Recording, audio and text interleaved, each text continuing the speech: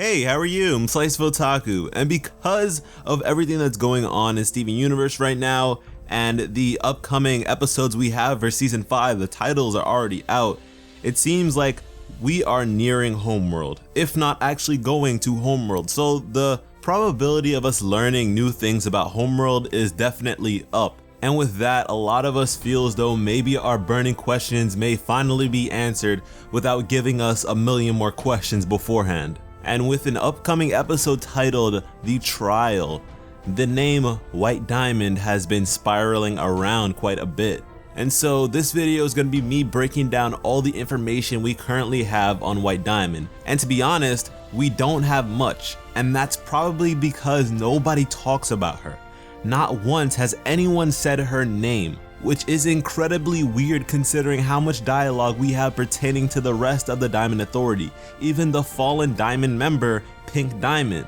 And the gems don't like talking about Pink Diamond, obviously because of the whole Rose shattering her or whatever, but they do not even say a word pertaining to White Diamond. Not even Homeworld gems do. We hear nothing about this figure, and the only reason we know she exists is because of her presence in both the Diamond Authority insignias, Era 2 and Era 1, and her mural depiction. And there is a lot to be said when it comes to these murals. Now, aesthetically, I think these murals were definitely inspired by stained glass you may see present in a church. The way in which the shapes are composed definitely seems to be mirroring this style. And if you look at each depiction of the diamonds, each of them has a sort of circular disc behind their head. And in many religious stained glass works of art, this same disc is behind many people's heads.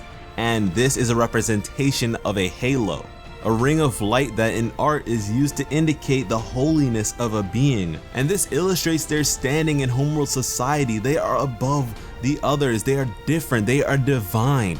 And each of them seem to have these circles in their possession that we can presume are a representation of the colonies in their possession. As we've heard on multiple occasions that the Earth was Pink Diamond's colony. So although they all wave the same banner, they each have victories and conquests underneath their individual names. And so at this point in time, because remember, this is an Era 1 depiction, we don't know how many colonies they may have amassed since then. But yeah, at this point, White Diamond had the most colonies by a landslide. Nobody came close to her number. And so immediately she has the most merit. She seems like a boss in comparison because this is Homeworld. We talk about roles and all that stuff. They are very meticulous when it comes to that. So I'm pretty sure in this society, numbers definitely talk. Yellow Diamond and Blue Diamond aren't gonna talk down to White Diamond because she is obviously above them when it comes to conquest. She knows what she's doing. She's already bossed up and ready to go. And to me, it seems like White Diamond and Pink Diamond are complete opposites. Like I already said, White Diamond has a ton of colonies, whereas Pink Diamond's numbers are low, the lowest by far. And people like to talk about Pink Diamond sprouting up from the ground. Looks like she's coming from the earth or something like that. But White Diamond is descending from the sky. From the heavens comes White Diamond. That's crazy.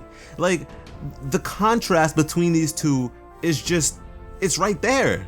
And based on how her mural is designed, we can infer that Pink Diamond at this time was relatively new. She seemed to be the newest diamond, and if we're doing the reverse with White Diamond, she seems like she's the oldest diamond. She's the OG, she's been here from the start. And so when it comes to the origins of Gem Society or gems themselves, White Diamond seems to be the one we should be looking to. She seems like she is the origin.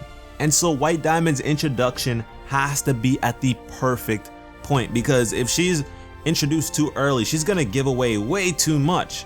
Just the concept of her will probably give away too much. So they're just refraining altogether from talking about her. But maybe in canon, gems don't say her name. They just stray away from even mentioning her, which is a display of just how much power a name can hold. Think of Genghis Khan, the Great Khan, founder of the Mongol Empire, which went on to become the largest empire in the history of man. His name itself came like death and spread like a plague. If coming face to face with blue or yellow diamond terrifies the crystal gems, just imagine white diamond. And if we look at white diamond's mural, besides her colonies and the most minuscule coloration difference on one side from another, she is symmetrical, which alludes to perfection and balance. She's the only diamond presented to be looking forward. It's a lot more intense. She catches your gaze. And for us as the audience, she's meant to be a lot more ominous. In the episode, it could have been great. As the crystal gems walk up the stairs, White Diamond's eyes catch and captivate us. While all the characters are turned to the side, we look this figure directly in the eye. White Diamond is also illustrated to be holding a spear with 2 hands. Now believe what you want, but I believe this to be Homeworld. I think that this is a representation of Homeworld itself, because across all the murals we see plenty of colonies, but this one is held by White Diamond with both hands. There's importance emphasized on this spear. All the other diamonds have their hands extended to something, but White Diamond holds this spear close to her person. And with its placement at the core of a humanoid body, we can infer that this is the core, the most important place to the Diamond Authority, Homeworld. So with White Diamond at the tip top of the hierarchy, placed on top of the rest of the diamonds in both the Era 1 logo and the Era 2 logo, and is the origin, why would her name be White Diamond? I understand that based on the trend of yellow diamond, blue diamond, pink diamond, it seems like they're all color coded. But if White Diamond was the originator, she's the first, why not just be the diamond? Because really, does anyone say, oh, I want to buy a white diamond? No. Typically, when you just say a white diamond is what you're talking about. It's only when you want a colored diamond that you would specify the difference. You would say, oh, can I have a pink diamond? Can I have a yellow diamond? A blue diamond?